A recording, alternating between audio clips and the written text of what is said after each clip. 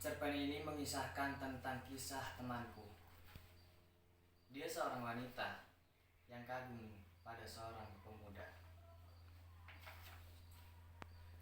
Saat ini aku sedang duduk di bawah pohon rindang depan kelasku. Semilir angin menerbangkan beberapa helai anak rambutku. Udara masih sejuk, tanpa terkontaminasi zat beracun yang membahayakan tubuh. Sekolah masih lengang. Hanya ada beberapa murid yang baru saja datang. Tentu saja sekolah masih sepi. Ini masih pagi. Lagi pula, saat ini sekolah sedang free. Tidak ada kegiatan belajar mengajar. Jam masuk pun sudah tak lagi jadi momok bagi para siswa. Tidak ada lagi seorang pria paruh baya dengan uban yang memenuhi kepalanya berdiri setia di depan pintu gerbang. Tak lupa bolpen dan secari kertas yang selalu ia bawa. Ataupun seorang wanita cantik dengan tatapan tajamnya juga setia menjadi pengganti pria paruh baya itu untuk menjaga gerbang kebesaran kastil pelajar. Pak Imam dan Bu Resti, dua guru BK yang disegani sekaligus ditakuti oleh para siswa yang belajar di sekolah ini. SMAN 1 Sumeneb. Sebenarnya niat mereka baik. Aku tahu itu. Hanya saja kebanyakan siswa tidak mau diatur. Alasannya simpel. Kami sudah dewasa. Tahu mana yang baik dan yang buruk. Dan satu lagi, guru BK yang ada di sekolah ini, Bu Indah, seperti namanya. Ia sangat cantik dengan memancarkan aura yang berbeda dari guru BK lainnya.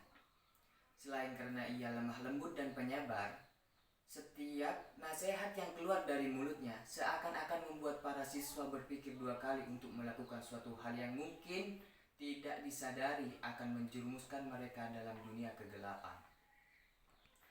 Sosok keibuan terlihat jelas dalam tubuhnya saat ia memberi petuah kebaikan. Aku mengagumi guru itu. Tak terasa, jam sudah menunjukkan pukul 7:10. Ternyata, aku cukup lama berdiam diri di sini.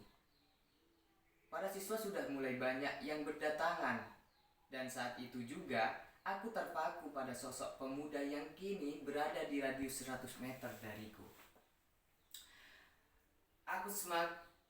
Aku memperhatikan setiap langkahnya yang semakin dekat denganku.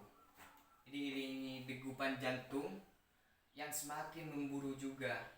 Mataku seolah terhipnotis olehnya. Aku tak bisa mengalihkan pandanganku. Ia terlihat sama saja.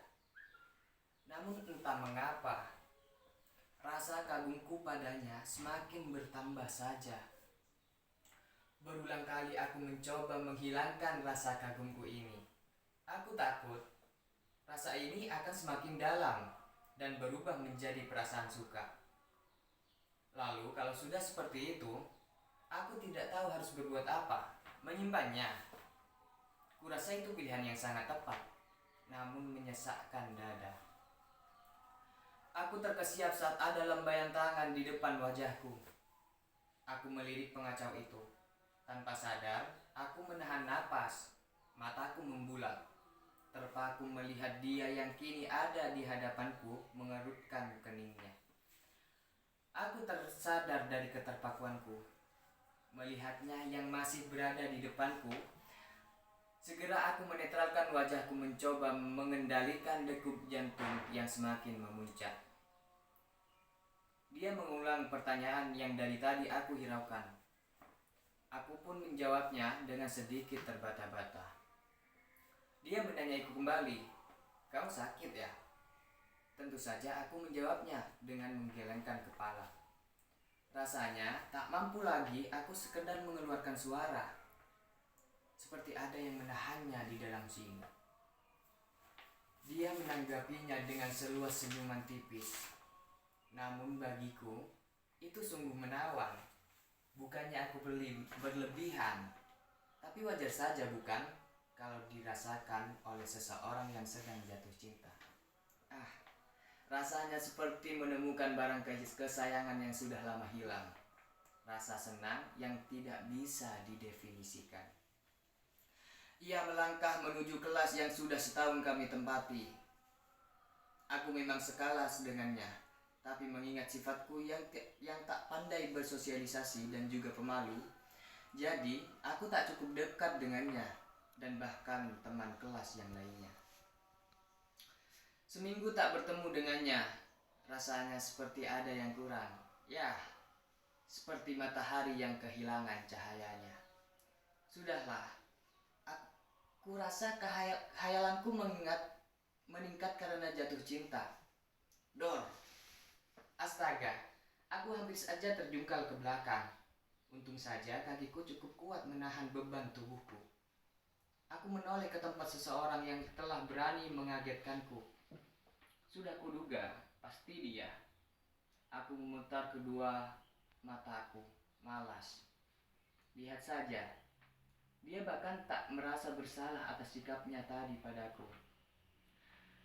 Hei, itu menyebalkan. Kau tahu itu?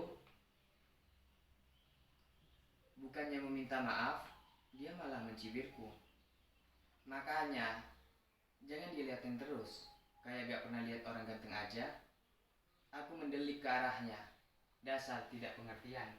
Sahabatmu ini sedang diselimuti perasaan rindu yang mendalam. Seharusnya kamu menghiburku. Dasar menyebalkan. Aku hanya bisa menggerutu dalam hati. Aku menghela nafas, lelah. Baru saja moodku bagus karena bertemu dengan orang yang kusuka. Dia malah merusaknya lagi. Daripada aku mendengarkan ocehannya yang tidak jelas itu, lebih baik aku mendengarkan musik kesukaanku. Belum saja aku memakai earphone ke telingaku, dia sudah merebutnya. Ayolah Siska, jangan ganggu aku, rengekku kepadanya.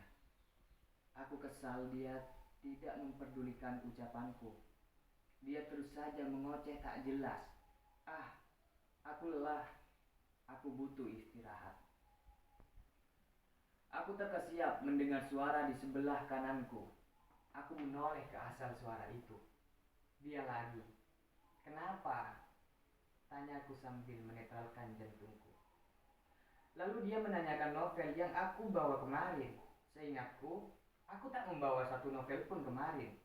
Bukannya kemarin hari terakhir ujian. Sepertinya ada yang salah di sini. Dia lupa atau gimana? Dia menggaruk tengkuknya. Yang kurasa tidak gatal itu. Ia memasang senyum salah tingkahnya. Manisnya. Setelah urusan kami selesai, dia langsung bergegas melangkahkan kakinya menuju kelas. Seperti biasa.